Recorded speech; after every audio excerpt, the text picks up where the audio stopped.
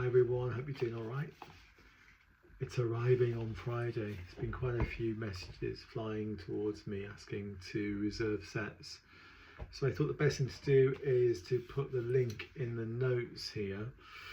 And with the order details, there isn't a fancy shop or anything, it's just basically the details. If you're interested, drop me a message, there's an email link, and I'll send you a set. It's as simple as that.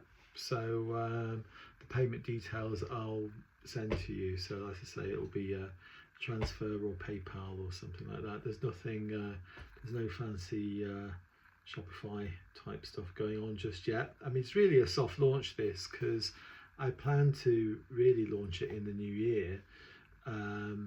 But as several or quite a few people have contacted me about getting hold of one, I thought I'd make it available as it's here. It's arriving on Friday. So just to recap, so it's the culmination really of nearly a decade's work. It's a lived experience, 73 cards of animal soul medicine.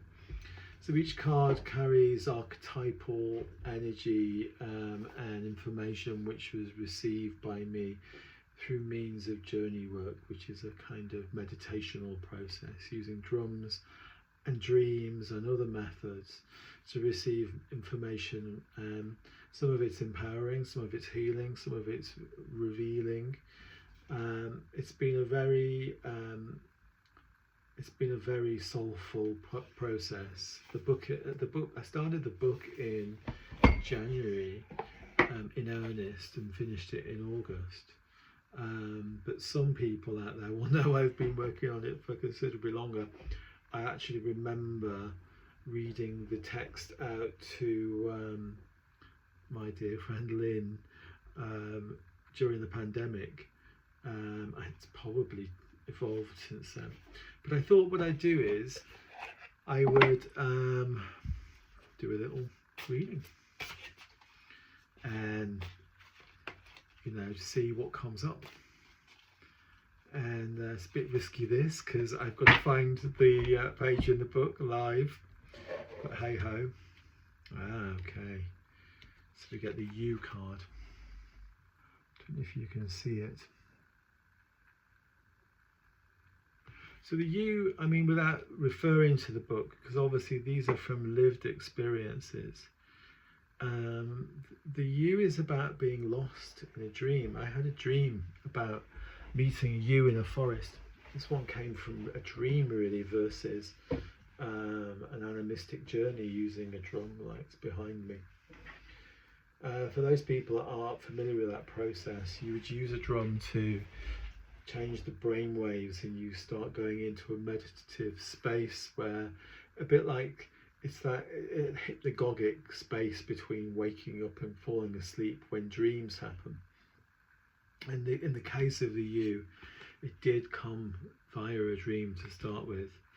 I'll see if I can find it in the book, and I'll read the text out rather than give you the full story. The reason it took me so long actually to write the book was I wrote these enormous big passages. It was all very kind of channeled. I would oftentimes dictate into a phone, wandering around the woods, walking Lenny, or taking walks up mountains. And then I realised that in the booklet there's not that much space, so I had to edit down.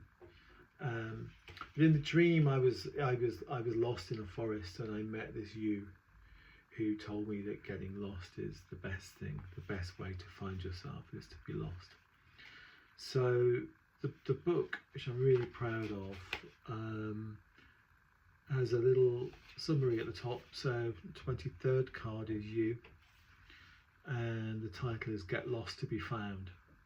And the keywords are home, authenticity, freedom, divine solitude, and self-discovery. So guidance goes like this: it is not a failure to be lost, it is just a beginning. You wanders round the edges of the known, away from the old roles and expectations. In unfamiliar places, freedom is discovered.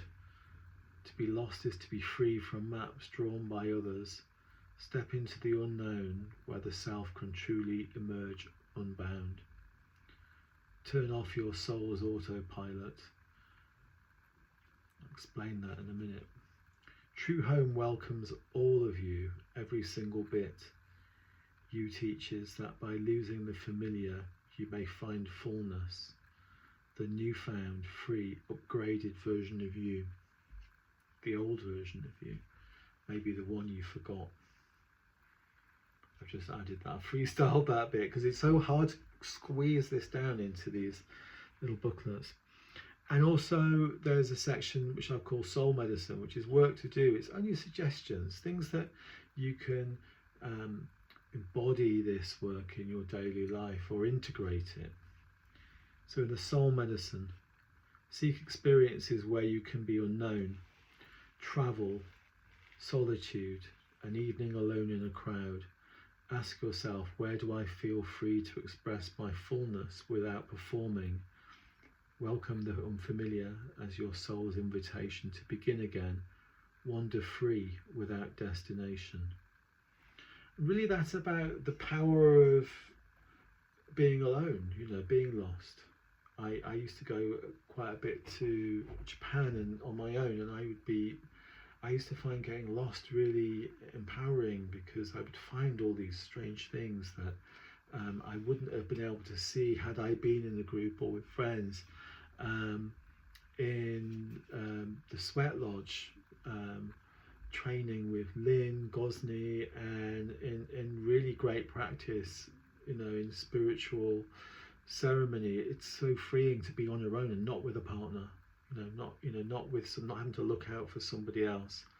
We all know what it's like to go to a party, an office party or a works party with a partner, and it changes the dynamics. This is about solitude and being lost to find who you are. I mean, the freedom to go to a gig. How many people have taken friends to a gig and the friend wasn't that really into the band, and it changes the dynamic. If you go on your own, you can really get down to the front and get messy. I remember going to see a gig on my own once, losing my glasses and a shoe, and it was really wonderful. So that's the medicine here, is to spend time in the unknown to find who you are again, really. And I also have included a blessing, and it's just like a blessing is a blessing. You know what a blessing is, but it's like a prayer, a spell, even an incantation, something to really anchor the medicine in. So the blessing for this is, may you lose the paths that no longer serve. May the unknown become a sanctuary. May you become your own home. And that is a really interesting thing as well, to realize that home isn't actually a house, it's who you are. It's the true version of who you are. So that is a single card, and there's 73 of those in this deck, and that was you. And yeah, it was interesting. I remember when I was writing that in the summer, I listened to this show on Radio 6 called Dreamtime, which this wonderful DJ called Zakia does. And the music's all based around journeying and dream time.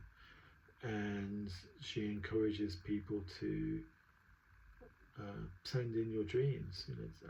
And so I sent the text in, or the story, to Zakia, and it was really strange, melting into dreams on a Sunday evening with my headphones in bed and hearing it being read out. So it obviously has some resonance, this one. So yeah, so that's just one story, and I'm getting on. It's 10 minutes, so I'll go now. So yeah, the link's down there. It's a very simple process. If you like a deck, send me an email or a message, and I'll send you the payment details, and I can get them in the post to you, and hopefully they'll be there before Christmas, if that's important to you. And that's it, I think. So yeah, Oh, did I mention the limited number? So this is the first edition. That one hasn't got a number in yet because the production hasn't arrived. But there'll be 150 numbered sets, and so it's very limited run. On sustainable materials, quite a large size, 73 cards and a 100-page booklet, with lots of other stuff in here as well about my process and some ways to use the cards. What I would recommend as well, though, is for people who are not familiar with using tarot and oracle, is feel free to use your own interpretations. You know, although it took me nearly a year of my life to make this booklet, I would also encourage you to not use it, you know, and just and work with it yourself. The images were created as such that they are pieces of medicine and pieces of meditative, magical tools, if you like, themselves. So there is absolutely nothing wrong with not reading my interpretation, but receiving your own. The idea is that these are keys. So if you spend some time really working with these and sort of melting into them, they will bring you something that's unique for you. So it's like a channeled piece of energy, and that's why the cards are bigger. I mean, they're not uncomfortably bigger, but they are bigger than your average tarot.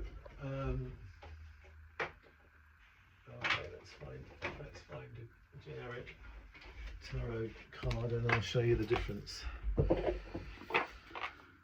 So that's your average tarot card, and that's mine. That's the back, and that's the size. So they're a little bit